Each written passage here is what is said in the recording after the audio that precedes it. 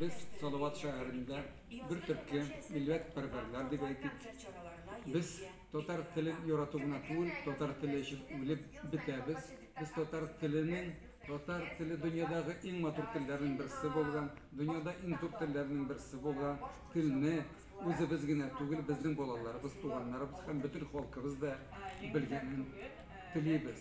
Biz Salavat şəhərinin Sufiya xanım Ogidil Medeniyet Sarayı'nın yetakçisi, direktörü, hem bizning Başkırtistanda Kurultay deputatı bulup işlegen bizning büyük jirşimiz, ismini neydiler?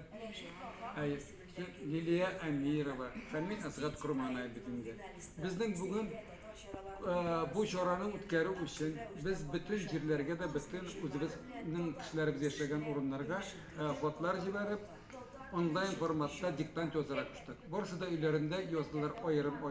Biz indi kildik Sofya'nın motor sarayına kildik.